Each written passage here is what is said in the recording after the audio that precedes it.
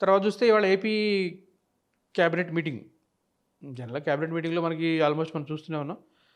అక్కడ భూములకి notification approval, ఇక్కడ భూములు నోటిఫికేషన్ అప్రూవల్ ఇయి తప్ప అంటే ఏ విధంగా ల్యాండ్ పుల్లింగ్ అనొచ్చు, లేకపోతే ల్యాండ్ ప్రైవేట్ వ్యక్తులకి సమర్పించుకోవడం వీటి మీద ఎక్కువ డిస్కషన్ ఉంటాయి. జనరల్‌గా 90% పవన్ కళ్యాణ్ గారు దీంట్లో పాల్గొనరు. ఈరోజు మరి పాల్గొంటున్నారో లేదో నాకు తెలీదు గానీ, ఆయన హైదరాబాద్‌లో ఉన్నాడు కాబట్టి మేబీ ఎల్లుండి ఉండకపోవచ్చు. ఆమోదం తెలపటం దీనికి అంటే ఓకే. ఈ జీవోలు లేకపోతే ప్రతిపాదనలు వీటన్నిటికంటే కూడా ఎక్కువ ఇంపార్టెంట్ క్యాబినెట్ ఎక్స్‌పాన్షన్ ఉంటదా? ఉండదా? ఈ ఈరోజు క్యాబినెట్ మీటింగ్‌లో క్యాబినెట్ ఎక్స్‌పాన్షన్ గురించి ఒక చర్చ ఉంటది అనేది ఒక ఇంటర్నల్‌గా. దాంట్లో నాగబాబు గారిని క్యాబినెట్‌లోకి తీసుకుంటారా? తీసుకోరా? లేకపోతే ఉన్నోళ్ళలో ఎవరిని తీసేస్తారు? ఎవరైనా తీసేస్తున్నారా? తీసేయట్లేదు. యాస్ పర్ రూల్ అయితే ఇప్పుడు ఏపీ క్యాబినెట్‌లో ఒకటైతే ఖాళీ ఉంది. ఇంకొక మంత్రికి అవకాశం ఉంది. అది నాగబాబుని తీసుకొని దాన్ని క్లోజ్ చేస్తారా? లేకపోతే ఉన్నాళ్ళని ఏదైనా ముగ్గురు, నలుగురు తీసి మీరు కొత్తాళ్ళు ఎవరైనా తీసుకునే ఛాన్స్ ఉందా? ఇంకా బీజేపీకి ఏమైనా అవకాశం ఇచ్చేది ఉందా? బీజేపీ నుంచి ఒకటే ఉంది ఇద్దరే ఉన్నారు కాబట్టి వాళ్ళకేమన్నా ఇంకోటి యాడ్ చేస్తారా? ఎందుకంటే ఇప్పటివరకు చంద్రబాబు నాయుడు గారి క్యాబినెట్‌లో ఎమ్మెల్సీలు ఎవరు మినిస్టర్‌లుగా లేరు. అందరూ ఎమ్మెల్యేలే ఉన్నారు. ఇప్పుడు నాగబాబు గారికి ఇవ్వాలంటే ఆయన ఎమ్మెల్సీ. ఇప్పుడు ఆయనతో పాటు ఇంకా టీడీపీ ఎమ్మెల్సీలు చాలామంది ఉన్నారు కానీ, ఎమ్మెల్సీలకి ఇవ్వకూడదని మరి పెట్టుకున్నారేమో తెలీదు కానీ, ఆయన ఎవరికీ ఇవ్వలేదు. ఈవెన్ జగన్ ఆ గవర్నమెంట్ సంగతి కానీ, ఈ గవర్నమెంట్‌లో ఏ ఒక్క ఎమ్మెల్సీ మంత్రిగా ఉన్న మినిస్టర్స్ అందరూ ఎమ్మెల్యేలే ఉన్నారు. మరి నాగబాబు గారికి ఇస్తారా? ఇవ్వరా? ఇవ్వకపోతే పవన్ కళ్యాణ్ గారి దగ్గర నుంచి ఎటువంటి రెస్పాన్స్ ఉంటది? ఏంటి? ఈ మిగిలినోళ్ళు ఎవరు రాబోతున్నారు? వాళ్ళే లీకులు ఇస్తా ఉంటారు. వాళ్ళని తీసేస్తారు, వీళ్ళని తీసేస్తారు. అవినీతి మన ఆంధ్రజ్యోతిలో అవినీతి మంత్రి అని చెప్పి కూడా ఒక ఆర్టికల్ రాశారు. అది ఎవరు అనేది రాయలేదు కానీ, ఒక అవినీతి మంత్రి అని రాశారు వాళ్ళే. వాళ్ళంటే ఏబిఎన్, టీవీ5 మనం అది టీడీపీ కింద లెక్క అవుతది కానీ అనేది రాశారు. దాన్ని ఎక్స్‌పాన్షన్ అయినా, లేకపోతే అవ్వకపోయినా దేర్ ఈజ్ నో చేంజ్. అనఫిషియల్‌గా లోకేష్ గారే ముఖ్యమంత్రిగా ఉంటారు కాబట్టి, అన్ని శాఖలు ఆయనే చూస్తున్నారు కాబట్టి there is no change. Nagababu garu వెళ్ళినా, నాగబాబు గారు కూడా ఆయన శాఖను చూసేది కూడా లోకేష్ గారే చూస్తారు. ఇప్పుడు పవన్ కళ్యాణ్ గారి శాఖను ఎట్లా లోకేష్ చూస్తున్నారో, రేపు నాగబాబు గారు అయినా, లేకపోతే మన కందుల దుర్గేష్ అయినా, లేకపోతే ఇంకొకళ్ళు అయినా అన్ని శాఖలు చూసేది లోకేష్ గారే. చీఫ్ మినిస్టర్ కూడా ఆయనే అనఫిషియల్‌గా. సరే చంద్రబాబు నాయుడు ఏం చేయట్లేదంటే చేస్తున్నారు. అప్పుడప్పుడు మీటింగ్‌లకెళ్ళి ఏదోటి ఆయనకి ఉన్నది లేనిది ఏదో మాట్లాడుతుండు. నిన్న మొన్న కూడా మాట్లాడారు. సమాజం అది చేస్తాం, ఇది చేస్తాం, చేస్తామని చెప్తున్నారు. దానికి ఒక కార్యాచరణ ఏముండదు. చేసేస్తాం అంతే. మనం నమ్మాలా, ఇని తప్పెట్లు కొట్టాలి మనం. ఎందుకంటే మనకుంది అదొకటే ఆప్షన్ కాబట్టి. వేరే ఆప్షన్ ఏముంది? ఇంకేం లేదు కదా! విని తప్పెట్లు కొట్టడం తప్పితే ఇంక వేరే ఆప్షన్ ఏం లేదు మనకి. అది ఎక్స్‌పాన్షన్ జరుగుతదా? జరగదా? దాని ఇంపాక్ట్ అనేది ఏముండదు. బట్ ఎక్స్‌పాన్షన్ జరిగితే ఎవరైతే సీనియర్స్ అందరూ కొంచెం నెగెటివ్‌గా ఉన్నారు. వాళ్ళందరికీ బుచ్చి చదువులు లాంటోళ్ళు కావచ్చు. నిన్న మొన్న కూడా ఆయన స్టేట్మెంట్ ఇచ్చాడు. నేను టీడీపీ కార్యకర్తగానే చనిపోతా. అంటే నాకు ఏ పదవి రావట్లేదని అసంతృప్తి ఆయనలో ఉంది. ఇట్లా చాలామంది ఉన్నారు. గంటా శ్రీనివాస్ కావచ్చు, లేకపోతే కాలువ శ్రీనివాసులు చాలామంది ఉన్నారు. ఎందుకంటే అందరూ గెలిచున్నారు కదా! 164 మెజారిటీ ఆల్మోస్ట్ టీడీపీకి 130, 135 సీట్స్ వచ్చినాయి కాబట్టి. దాంట్లో 10 మంది, 20 మంది ఓడిపోయి ఉంటే ఈయనకి అవసరం ఉండదు. అందరూ గెలిచినారు. ఇచ్చిన వాళ్ళందరూ గెలిచున్నారు. ఆటోమేటిక్‌గా ప్రెషర్ పెరుగుతది. లాస్ట్ వైసీపీ గవర్నమెంట్ లానే ఉంటది పరిస్థితి. అందరూ గెలిచినారు కాబట్టి ఎంతమందికి అకామిడేట్ చేయలేరు. ఆడుంది 25, 25లో మళ్ళీ బీజేపీకి అకామిడేట్ చేయాలి. జనసేనకి 5 పోయినాయి ఆల్రెడీ. ఈరోజు మాధవ్ గారు యాజ్ ఎ బీజేపీ చీఫ్‌గా ఎప్పుడో ఎలక్ట్ అయ్యారు. ఈరోజు ఛార్జ్ తీసుకున్నారు అఫీషియల్‌గా.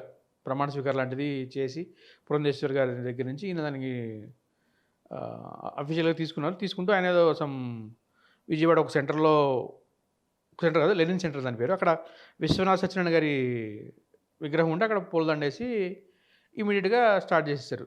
దీన్ని విశ్వనాథ సత్యనారాయణ గారు ఆయన పేరు పెట్టేసేయాలి. లెనిన్ సెంటర్‌ని తీసేయాలి. వీళ్ళకి తెలిసింది అదొకటే కదా బీజేపీకి. పేర్లు మార్చడం. ఇంకేం చేయం మనం. ఉత్తరప్రదేశ్‌లో చూసాము, అక్కడ చూసాము, ఇక్కడ చూసాము. ఆఫ్‌కోర్స్ మార్చాలి. ఎందుకంటే అది మన సంస్కృతి మీద జరిగిన దాడి కంపల్సరీ. ఏదైతే ఇక్కడ హైదరాబాద్‌లో గనక నైజాం పాలనలో కరీంనగర్, మహబూబ్ నగర్, కరీంనగర్ అది యాక్చువల్‌గా పేరే కాదు అది వీళ్ళు పెట్టిన పేరే.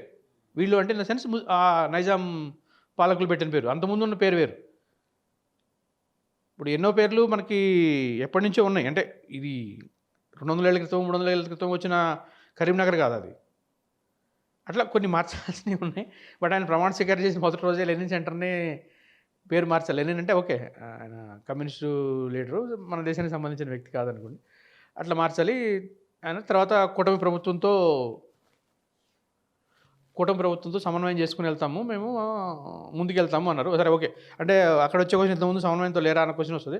అట్లా కాదు కానీ ఆయన కలిసి వెళ్తాము. ఈ కలయిక లేకపోతే ఇది ఎట్లా ఉండబోతుంది అనే దాని గురించి ఆలోచిస్తే కూటమి ప్రభుత్వంతో కలిసి అంటే ఇప్పటికిప్పుడు అఫీషియల్ కొత్తగా ఏం జరగదు కానీ కలిసి వెళ్ళాలనుకున్నట్టయితే మాధవ్ అనే వ్యక్తి ప్రెసిడెంట్గా వచ్చేవాళ్ళు కాదు బీజేపీకి. మళ్ళీ పురంధేశ్వరి లాంటి వాళ్ళు లేదా పురంధేశ్వరి లాంటి వాళ్ళని ఎందుకని ఉంటే they are from TDP family. ఇవాళ రేపు కుదిరితే వాళ్ళ అబ్బాయిని టీడీపీలో చేర్చాలని చూస్తున్నారు వాళ్ళు. ఏదంటే ఆ పరుచూరు నుంచి టీడీపీ క్యాండిడేట్గా నిలబెట్టి గెలిపించుకోవాలన్న అంటే లోకేష్ తను ఒకటే అంటే లోకేష్ తను ఒకటే నేను అన్నాను కానీ సేమ్ ఇద్దరు ఎన్టీఆర్ మనోళ్ళే కాబట్టి ఒక ఎమ్మెల్యే గెలిస్తే ఆ తర్వాత మినిస్టర్ అయినా పోయినా ఇంకో 10 ఏళ్ళ తర్వాత పొలిటికల్ కెరియర్ టీడీపీలో నుంచే చేయాలనేది వాళ్ళ ఆలోచన. ఎందుకంటే బీజేపీకి ఆంధ్రాలో అవకాశం లేదన్న విషయం పురంధేశ్వరి తెలుసు, మన డాక్టర్ గారికి కూడా తెలుసు. డాక్టర్ గారు అంటే వెంకటేశ్వర గారు. కాబట్టి పోయి బీజేపీలో చేస్తారు కదా. అటువంటి మనిషినే పెట్టుకునేవాళ్ళు. కన్నా లక్ష్మణ్ ఉన్నాడు, ఆ తర్వాత ఈయన. అందుకని ఇప్పుడు ఈయన మాధవ్ గారి ఫాదర్ గురించి తెలిసే ఉంటుందండి. చలపతిరావు గారు ఏపీ ఉమ్మడి ఆంధ్రప్రదేశ్కి మొట్టమొదటి బీజేపీ అధ్యక్షుడు ఆయన. మొట్టమొదటి ఆల్మోస్ట్ ఆయన 10 ఏళ్ళు ఉన్నాడో 20 ఏళ్ళు ఉన్నా కూడా చాలా రోజులు పనిచేశారు. సరే ఆ బీజేపీ ఎంత డెవలప్ అయింది ఏంటనే దాని గురించి చూసుకుంటే ఆ లెగసీ నేను కంటిన్యూ చేస్తారు. ఓన్ బీజేపీగా ఎదగాలి అన్న ఆలోచనతోనే ఈ ప్రయత్నం అనేది నేను అనుకుంటున్నాను. అంటే సొంతగా అది జనసేనతో కలిసి వెళ్తారా, లేకపోతే ముగ్గురు కలిసే ఉంటారా? ముగ్గురు కలిసి ఉంటే బీజేపీ ఎదగడమే ఉండదు. మమ్మల్ని ఎవరో పట్టించుకోవట్లేదని మన విష్ణుకుమార్ రాజు కూడా చెప్తుండే. విష్ణుకుమార్ రాజు అంటే మన వైజాగ్ ఎమ్మెల్యే 4 ఇట్లా తెలుగు. మాకు 5% అంటున్నారు. అసలు మేము లేకపోతే మీరు గవర్నమెంటే లేదు. మేము 5% ఎట్లా అయ్యాము? 5% ఎక్కడండి? 1% అసలు మీరు 0.8% మీరు. సరే ఆయన మాకు ప్రాధాన్యత ఇవ్వట్లేదు అని ఆయన అయితే బాధపడుతున్నాడు. సరే ఆయన గురించి ఎందుకులేండి. ఆయన ఏంటంటే అటు మాట్లాడుతూ ఉంటారు. ఒకసారి రోజు చంద్రబాబుకి, ఇంకో రోజు ఇటు, ఇంకో రోజు అటు. ఆయన వ్యాపారాల మీద ఉన్న దృష్టి పాలిటిక్స్ మీద లేదు కానీ మాధవ్ గారు అయితే ఇండివిజువల్గా ఉండి ముందుకు తీసుకెళ్తారు పార్టీని అనేది ఒక నమ్మకం. అంటే ఎప్పటి నుంచో బీజేపీలో ఉంటున్న నాయకులు కావచ్చు, కార్యకర్తలు కావచ్చు. ఎందుకంటే ఇప్పుడు చూసామా వర్మ మినిస్టర్ ఇచ్చారు ఆయనకి, ఎంపీ గారికి.